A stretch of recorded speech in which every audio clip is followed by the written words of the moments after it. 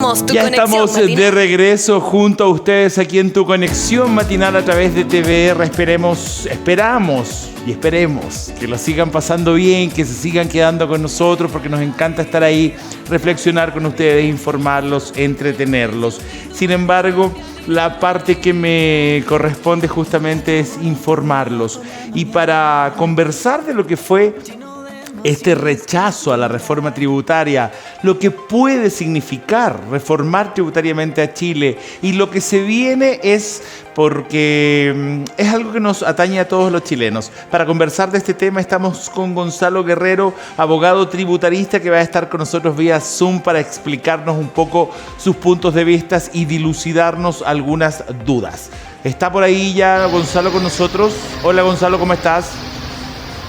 Hola Karim, ¿cómo estás? Buenos días. Buenos días, un gusto de saludarte Gonzalo, hace tiempo no estabas.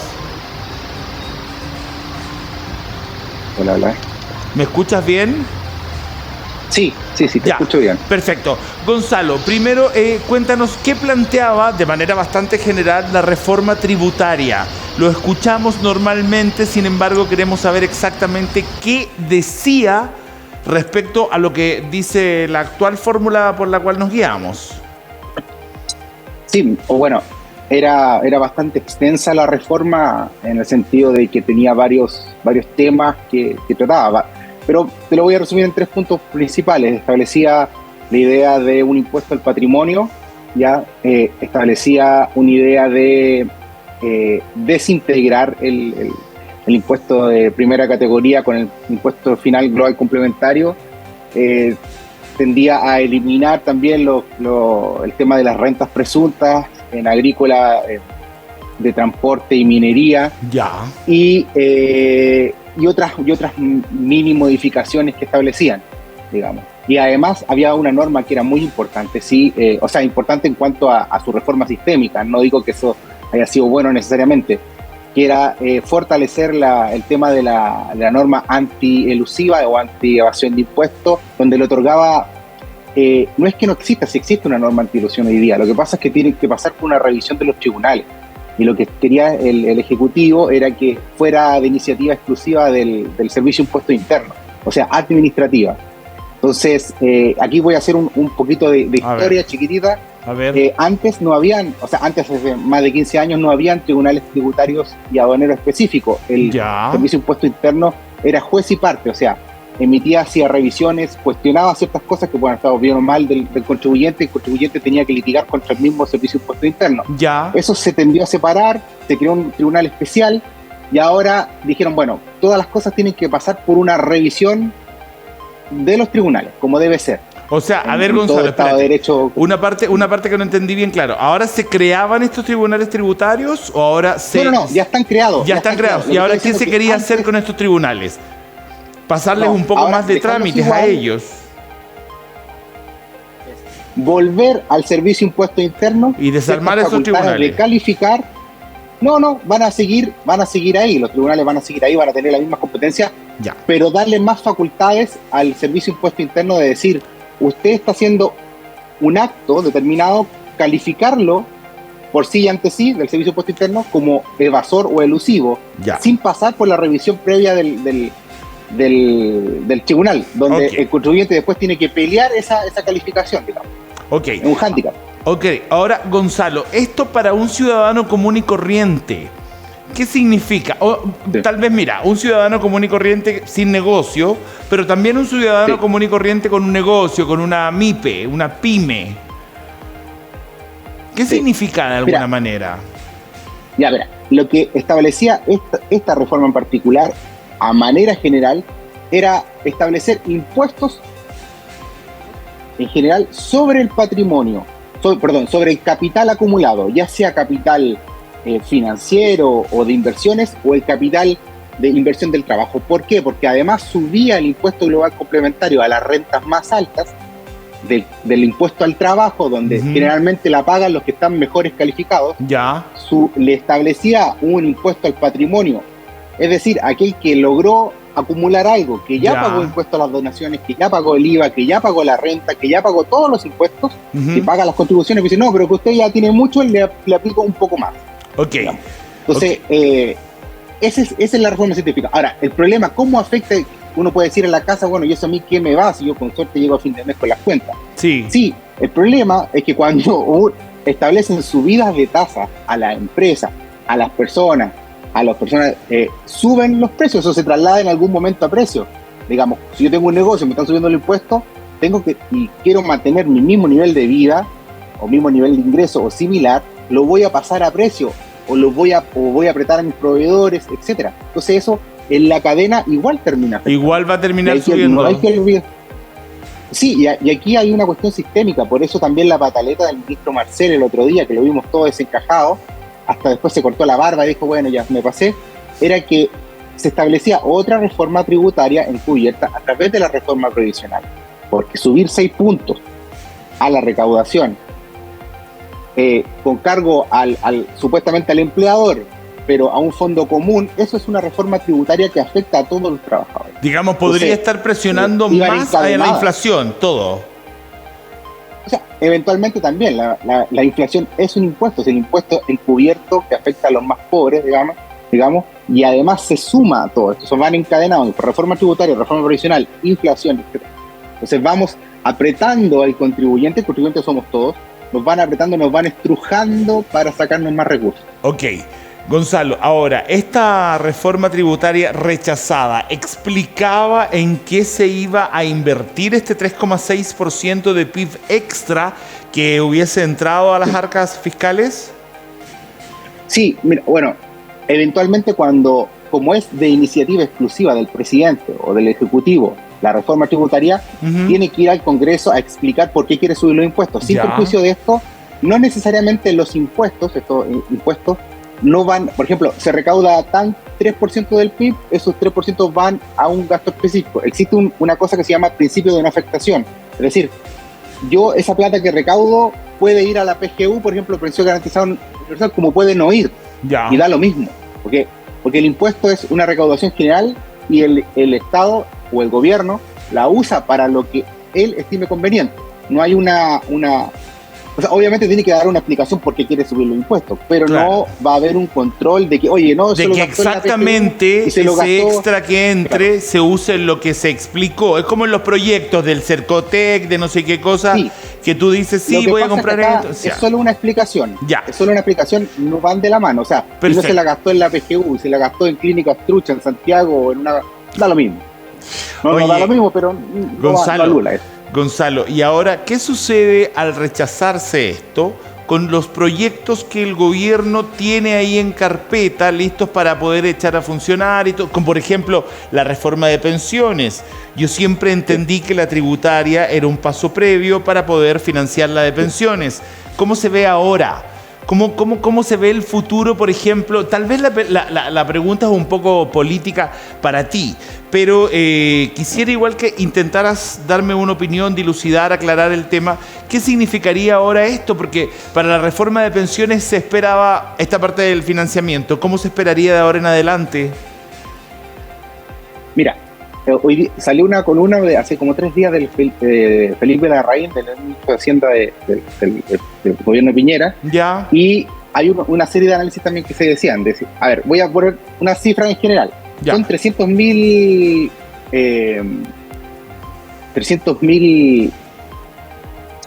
dólares, perdón, 300.000 millones de dólares, el PIB, el 5%, se estima que hay un 5% de esos 300.000 de mal gasto fiscal. El 3%, perdón, el 80.000 millones de dólares, me enredé, perdona, se estima que son de gasto fiscal. Y el 3% de esos 80.000 se estima que sería el gasto destinado a la PGU. Ahora, el ministro Larraín y hay otros análisis que dicen, oye, si bien era necesaria esta reforma tributaria para financiar la PGU, también es importante reasignar recursos, revisar, recortar ciertos programas que son redundantes, no llegan a los gastos y todo. Oye, Gonzalo, sí se puede financiar eso. Se podría. Ahora, explícame una cosa, Gonzalo. Cuando me dices 80.000 millones de dólares van en gasto fiscal, ¿a qué te refieres? Ahí se pagan los ministros, los seremi, las personas... Sí. Las personas que hacen el aseo, salud, los que te arreglan los computadores, los ingenieros no sé qué, los periodistas del gobierno, todo ese grupo. Todo, sí. Sí, ya. Eso es lo que, perdón, me enredé con la cifra, pero lo que yo quería decir que Chile produce en general 300.000 millones y 80.000 millones son de gasto fiscal. Era para que entendieran un poco la escala. Oye, harto gasto fiscal, harto. Del gasto fiscal, sí, harto. Y el 3% de esos 80.000 sería la PGU. Pero se estima que hay estudios que el 5% del PIB, no del gasto fiscal, sería un mal gasto fiscal. Es decir, si en la ley de presupuesto que viene este año se puede ajustar los gastos, se podría eventualmente financiar la PGU. De igual forma, con los recursos que hay. Esto sin contar, por ejemplo, que también el Estado chileno el año pasado, a través de los recursos del litio, si bien no son recursos permanentes, pero recibió 5.000 millones de dólares en función de estos recursos por contrato de explotación del litio. El litio es chileno, lo concesiona y recibió 5.000 millones extra. Entonces, perfecto. Hay recursos, sí, no son tan permanentes, sí, y también hay que hacer ajustes. No es necesario hacer otra reforma, o no sería necesario hacer otra reforma, necesariamente, que te están chantajeando y dicen, oye, si no es porque no se aprobó, es culpa suya que no se va a pagar la PEC. Eso no es así, eso no es así. A ver, Gonzalo, y aclárame otra cosa. O sea, tú me estás diciendo que por concepto de litio ya están entrando al país 5.000 millones de dólares anuales. Sí. ¿Sí? Sí, o sea, ya entraron, no están entrando. Entraron el año pasado. Claro, ya entraron, pero se tiene proyectado que este año vuelvan a entrar y hasta subir, porque el litio es algo que se está poniendo muy top. Sí. Dicen que tenían proyecciones, por ejemplo, hasta 2030 y ya estarían cumplidas, no hasta el 2030, sino que el 2025. O sea, hicieron una proyección, tanto vamos a recibir, y debido al alza del precio del litio, se están recibiendo más recursos. Ojo, estos recursos no son permanentes, también no hay que... Estos son recursos transitorios y no hay que meter gastos permanentes. ¿Por qué son transitorios si el litio llegó para quedarse? Lo que pasa es que, y si baja el precio, puede pasar, digamos. En Chile ya tuvo una experiencia histórica hace 100 años atrás, un poquito más, con el salitre, donde por la explotación del salitre casi no existían impuestos, y de repente, pum, llegó un alemán, hizo el salitre sintético y nos produjo una crisis que nos recontramató como país, digamos. Oye, quiero sacar un poco la cuenta de 300.000 millones de dólares. ¿Cuánto es el 3.6%? Son 10.800 millones de dólares. ¿Ya? Que eso es lo que pretendería recaudar extra la reforma. Sin embargo, con estos 5.000 millones de dólares que tú estás hablando, que ya entraron por el litio, por ejemplo, tendríamos como avanzada esa mitad. Más este 5%, que normalmente es un 5% mal gastado, me dijiste tú. O sea, ¿tú crees... Perdón, te voy a citar una cuestión para ser preciso. Dice, ¿qué? La raíz, comillas, hay cerca de 0,8 puntos del PIB que equivalen a 2.400 millones de proyectos que no llegan a su objetivo. Lo estoy citando ahí para que no me digan que no manejo la cifra, digamos, a él. Entonces ahí tenéis 2.400 millones que se podrían recortar y podrían ir mejor asignados a esta pensión, a la PGU, por ejemplo. Tiene 5.000, ya tiene 2.400. O sea, no digo que sea tan fácil, yo no soy economista, digamos, que armo presupuesto, digamos. Pero si las cifras y los expertos te están diciendo que se podría hacer, no es necesario chantajear a la población y decirle que, oiga, señora, lamentablemente, señora, usted no va a poder. Sí se puede. Cuando vemos, por otra parte, que hay un mal gasto en recursos públicos, ¿para qué nombrarlo? Digamos? O sea, yo creo, Gonzalo, que acá no se le está diciendo a la población no, se le está diciendo vamos a ver cómo se hace, pero yo creo que le van a decir que sí igual. Ahora, y además, si tú estás dando la explicación que las platas de alguna forma reasignadamente o mejor ordenadas se puede, es porque va a pasar igual va a llegar bien a buen puerto, digamos, lo que se promete. Ahora, ¿esto tú crees que tiene relación más allá del dinero y de los PIBs y de lo que se recaude? ¿Tú crees que tiene también relación con modernizar el sistema tributario chileno? ¿Tenemos un sistema tributario que a tu mirada es muy antiguo o estamos a la par con otros países desarrollados? No, estamos a la par. Sí, el sistema tributario chileno, si tú lo comparas con la OCDE, está a la par. De hecho, las modificaciones, hay que recordar, ojo, el ministro Arenas, que estuvo con la presidenta Bachelet, fue muy malo, digamos, y él proyectó que iban a haber cierto ingreso y no lo hubo, se hizo una reforma mal hecha técnicamente, donde era complejísimo. A mí me tocó en ese momento estudiar un magíster que está estudiando en tributación precisamente, y era complejísimo estudiar los registros y qué sé yo. Después se tendió a una modificación y a simplificar, y no se logró la recaudación esperada, y tampoco hubo después los rebrotes verdes. Entonces hay que tener cuidado cuando tú pones complejidad en el sistema. No es, el sistema tributario no es solamente un sistema de tasas, porque no es como, pasamos del 25 al 27, del 27 al 30. Más o menos hay consenso y no hay tanto problema. El problema es que la obligación tributaria no solo incluye pagar impuestos, que también, que es la más importante, sino que declaraciones. Tú pones un montón de DJ, de declaraciones juradas, complejísimas. Imagínate una empresa que tenía un contador, tiene que contratar a 3 más, tiene que contratar servicios, oye, etcétera. Entonces, los gastos de administración sí suben y es complejo, es muy complejo. O sea, yo vivo de eso y yo estoy feliz, digamos, tengo pega con eso. O sea, claro, pero al empresario le vas a complejizar la vida y va a tener que subir impuestos digamos, subir precios a sus productos, a lo que sea. Ahí es donde tú dices que podría aumentar la inflación. Ahora, Gonzalo, tú mismo me dijiste que te gustaría explicar que la subida de impuestos está justificada para poder cubrir ciertas situaciones si en el fondo el Estado, las cosas que ya tenemos como derecho, los chilenos, no están siendo cumplidas. Una súper buena educación, cómo es el tema de la seguridad, calles en estado perfecto, salud gratuita y de alta calidad. Digamos, ese tipo de situaciones, tú dices que en la actualidad no está cubierto, por lo tanto, ¿se justificaría una reforma tributaria para mejorar supuestamente varios aspectos de la vida de la sociedad chilena, siendo que la que ya está cubierta no lo logra? No, lo que damos por sentado no está, digamos. Ahora, yo hago una invitación a las personas que están escuchando, que están viendo, es decir, mira, ¿vivo mejor que el 2017? ¿De verdad vivo mejor? Yo creo que no. Yo hago el ejercicio. Yo no vivo mejor que el 2015, el 2017, en términos generales, digamos. No solamente, oye, tengo mejor ingreso, a lo mejor no. Hay mejor seguridad, la educación fue para abajo, digamos. Los liceos emblemáticos es cosa de verlo, son terribles. La salud, el otro día había unos videos que se están agarrando a balazos dentro de los hospitales. Eso no pasa ni en los países en guerra. Eso no pasa ni en los países en guerra. Eso no puede pasar. Y punto. ¿Entiendes? Entonces, la seguridad, cuando la gente habla de la seguridad dice, oye, pero ¿qué tanto te quejas? Soy fascista, qué sé yo. Oye, pero si no se trata de eso. Tiene que ver mi familia, tengo que ver dónde está, cómo o cuándo abro la puerta, en los enlaces de la autopista, etcétera. Si tengo un negocio, tengo que gastar más en seguridad. Ya sea porque contrato guardias, ya sea porque contrato cámaras. Ya las cámaras no dan lo mismo. Que saqué con registrarle la cara a una persona que no está registrada cuando ingresó al país, por ejemplo. En el caso de la inmigración irregular, estoy hablando. Ok. ¿Entiendes? Ahora, el gobierno, por otra parte, quiere pasar a 3 millones de personas que están en el sistema privado de ISAPRE a FONASA, si no es capaz de absorberlo. ¿Es capaz de absorberlo?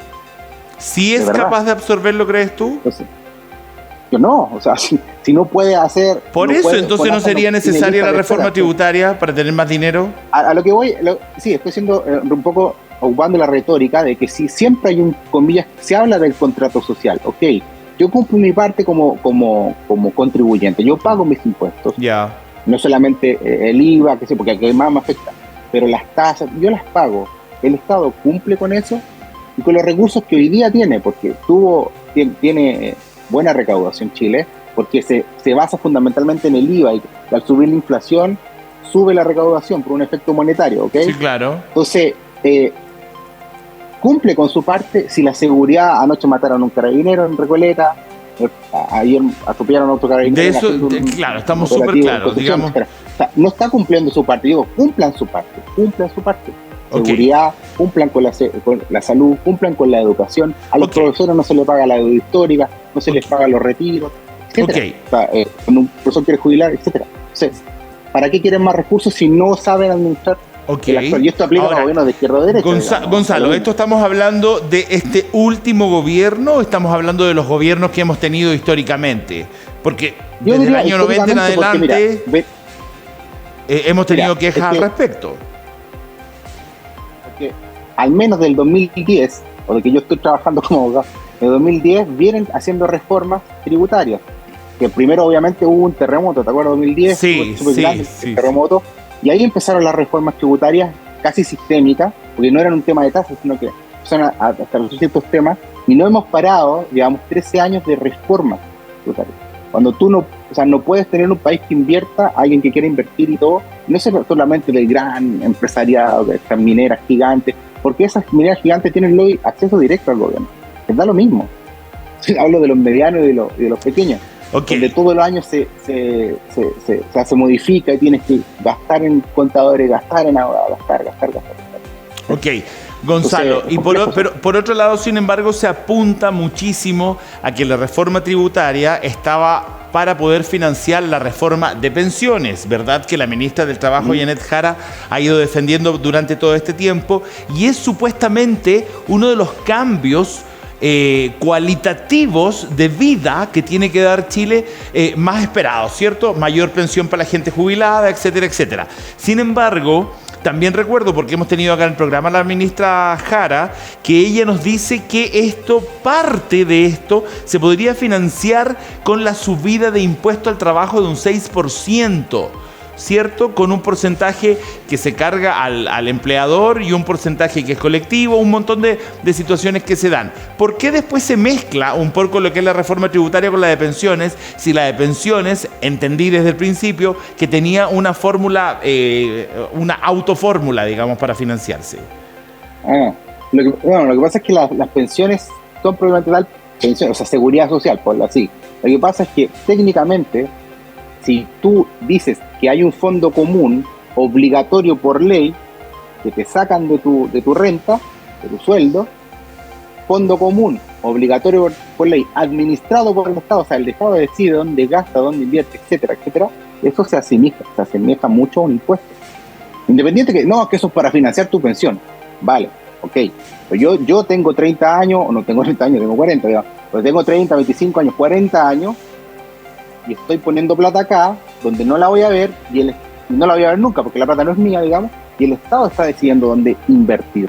Probablemente se vaya a gastar las cosas del Estado también, probablemente. Entonces, por eso decimos que se asemeja mucho a un impuesto, ¿ya? Porque es por ley, es obligatorio. Ya digamos, pero esa parte no sería la que autofinancia a la de pensiones, a la reforma de pensiones. Sí, en parte sí, obviamente, esa va destinada efectivamente a la reforma de pensiones. Lo que se habla de la reforma tributaria es la pensión garantizada universal, no tiene que ver con las pensiones que la gente trabaja generalmente sí, entiendo. Es los que no tienen los recursos propios y todo lo demás. Sino los que no alcanzaron a tener una cotización permanente en el tiempo, suficiente, ya sea por labores de hogar o la que sea, y necesitan un piso mínimo, ¿ya? Ese es el piso mínimo. Espérate, y ese piso mínimo es el que podría salir de la reforma tributaria, pero que a la vez tú mismo dices que los expertos dicen que esa plata ya estaría si estuviera mejor organizada. Sí. Le echo la culpa aquí a Felipe Larraín, que lo dijo, porque no digan que tuya. Oye, ¿qué cosas sí claramente podrían quedar sin cobertura si es que no se diera la reforma tributaria? Porque el gobierno hoy día justamente... No, perdón, Karen. Una cosa importante. Acá se está diciendo como que el gobierno no va a tener dinero bajo ningún... no vamos a tener dinero. Y por su culpa, le echaron la culpa al presidente Piñera, que yo no sé por qué. O sea, no lo estoy defendiendo, digamos, no. Ni voté por Piñera en su oportunidad, pero me da risa porque no es el líder de opinión hoy día, menos en la derecha ni en la izquierda. Entonces, es como raro y después, etcétera. Aquí se perdió por un tema político, no saber contar votos de la izquierda, no de la derecha, punto. Eso fue. Ahora, ojo, hay una ley de presupuesto que ya está aprobada y ahora tiene que hacer una nueva ley de presupuesto que también va a pasar una aprobación por el Congreso. Eso sí financia los gastos del Estado. Hay una especie de confusión o de querer crear una confusión en la ciudadanía. ¿Por decir, qué? Hoy no va a haber plata porque... ¿Cómo que no hay plata si la ley de presupuesto se aprobó el año pasado? Y está vigente yo te entiendo eso. Se aprobó esa ley de presupuesto y ya estamos listos para este año. Sin embargo, porque dice que se va a tener que cambiar la ley de presupuesto, ¿tiene relación con la no aprobación? La ley de presupuesto se aprueba año a año. Ya. Y el próximo año, si no vamos a tener plata el próximo año, bueno, si pasan por la ley de presupuesto, es lo que te decía. Entonces, pero es que no vamos a tener más recursos. Ajusten, recorten, ¿Me entiendes? Sí, claro. Ya. Oye, ¿y estás...? ¿Y si se puede ajustar? Sí, se puede ajustar. Se puede ajustar. ¿Cómo qué, por ejemplo? A ver, dame un ajuste que te parece a ti que falta. ¿Por qué ¿Por qué la municipalidad compra a precio de X o de Y una clínica y es cuestionada? ¿De dónde sale esa plata? Ya, bueno, en ese caso puntual, pues ese caso está ahí en revisión. Es que no es pero en otro caso. Como decía Sancho Panza, muchos pocos hacen un montón. Hay un montón también de proyectos que no llegan a sus objetivos, o otros que tienen que ser fusionados. Hay una redundancia de muchos programas, etcétera, etcétera. Para eso está el presupuesto, para eso está haciendo, tiene que ir recortando. Entonces le vamos echando la máquina para adelante y nadie revisa si hay la dotación de las personas es suficiente, si es redundante, etcétera, etcétera. Ok. Oye, y lo otro, ¿qué cosas podrían no darse? Porque igual más allá que ya estamos cubiertos con esto, estamos cubiertos con lo otro, qué sé yo, hay ciertas cosas de países que van desarrollándose más, que sí requieren inyecciones fuertes, que no están dentro de un presupuesto, que antes no existían, ¿me entiendes? ¿Podría darse eso acá en este momento o no? ¿Chile está con los recursos suficientes? O sea, no sé, es difícil igual, porque hay que entender, el Estado no invierte, el Estado recoge recursos presentes, ya sea a través de impuestos o futuros, a través de deuda, porque adelanta un consumo futuro, pero después eso lo van a pagar los contribuyentes, y va a gastar plata en ciertas cosas. Pero los recursos salen del contribuyente, ¿ya? Entonces lo que nosotros tenemos que mejorar, o deberíamos, y esto es una opinión personal, y que no la digo yo solamente, va a misa lo que yo diga, es que debe subir la producción, debemos subir el crecimiento, y para subir el crecimiento, seguridad jurídica, fomentar etcétera, producción etcétera, también. Exactamente. Si las empresas producen más, vaya a recaudar más. Eso es un efecto que se sabe. Ok, oye Gonzalo, y bueno, justamente ayer Carolina Toá, la ministra Toá, con el ministro Marcel, dijeron que si bien es cierto, no se va a insistir en la misma reforma con la misma fórmula, sí se va a insistir con otras fórmulas para poder recaudar más impuestos, ¿verdad? Va a hacerse una reforma tributaria sí o sí, o un cambio en la recaudación de impuestos para el país de alguna manera. ¿Cuál sería para ti esa manera? Mayor productividad. O sea, sí. Asegurar sin reformar nada, sin pasar por el Congreso. No, es que igual, a ver, digamos, también hay que ser justo. Habían cosas y pequeños detalles que sí establecía la reforma tributaria que estaban buenos. Ahora, eso pueden hacer una ley mañana, iniciativa del gobierno, y establecer, como por ejemplo una tasa preferencial para las pymes del 10%, seguir con eso, mantener el tema de la depreciación acelerada, etcétera, etcétera. Entonces, hay cosas que sí podrían beneficiar a la población en general y aumentar la producción sin necesidad de hacer un trade-off, o sea, como, oye, te tengo este caramelo, pero yo quiero... Sí, yo creo que las cosas van más por el tema del impuesto al patrimonio, que querían insistir, que el tema del poder que se le da vía norma anti-ilusión al servicio de impuesto interno. Y hay que tener cuidado con esta norma. Yo esta es una opinión política la que voy a dar, pero yo la voy a dar a la luz de los hechos que hemos visto, sobre todo con el tema del rechazo, con el tema del otro día el discurso del ministro Marcel. Al gobierno parece que no le gusta la oposición, y nosotros tenemos que entender que en un Estado de Derecho, en una democracia occidental sólida, hay check and balance, hay pesos y contrapesos institucionales. Por eso existe la Cámara, o sea, existen diputados y senadores. Bueno, a ningún gobierno le gusta la oposición, en todo caso. No, es que a ninguno, pero aunque le guste o no, el gobierno es una parte del Estado, no es todo el Estado, o una parte del sistema. Entonces, no puede, está bien, no le gusta, pero tienen que hacer su juego, porque esa oposición o ese balance nos garantiza al final de todos, a la larga, a los contribuyentes, a los pobladores, a los ciudadanos, un buen vivir, porque si no, ¿quién les va a contradecir? ¿Me entiendes? Ok. Gonzalo, nos tenemos que ir. Gracias por haber estado con nosotros, por tu participación y tu amabilidad. Muchas gracias. Adiós, que estés muy bien. Que estés muy bien, tú también. Y ustedes sigan con nosotros porque hay más Tu Conexión Matinal. Vamos a un pequeño corte y seguimos aquí con ustedes. No se vayan.